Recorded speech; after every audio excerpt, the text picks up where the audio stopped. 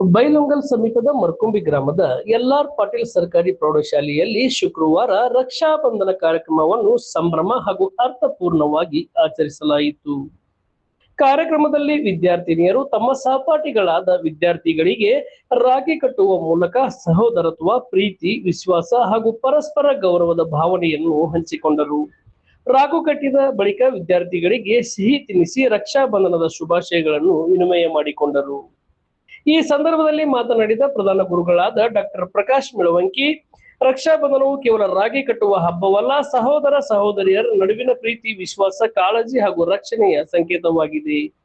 ವಿದ್ಯಾರ್ಥಿಗಳು ಪರಸ್ಪರ ಗೌರವ, ಸಹಕಾರ ಮತ್ತು ಸೌಹಾರ್ದತೆಯಿಂದ ನಡೆದುಕೊಂಡು ಉತ್ತಮ ಸಮಾಜ ನಿರ್ಮಾಣಕ್ಕೆ ಕೈ ಜೋಡಿಸಬೇಕೆಂದು ಹೇಳಿದರು. ಶಾಲಾ ಆವರಣದಲ್ಲಿ ನಡೆದ ಕಾರ್ಯಕ್ರಮವು ವಿದ್ಯಾರ್ಥಿಗಳಿಗೆ ಹಬ್ಬದ ಸಂಭ್ರಮದ ಜೊತೆಗೆ ಪರಸ್ಪರ ಬಾಂಧವ್ಯ ಮತ್ತು ಮಾನವೀಯ ಮೌಲ್ಯವನ್ನು ಬೆಳೆಸುವಂತಾಯಿತು. ಈ ಸಂದರ್ಭದಲ್ಲಿ ಶಿಕ್ಷಕರಾದ C B Wali, V V Kapse, A H Pathan, S V Toranagatti, S B Suttagatti, M G Kemlapure ಹಾಗೂ ಎಸ್ಎಸ್ ಚಿಪರ್ಮಟ್ಟಿ ಉಪಸ್ಥಿತರಿದ್ದರು.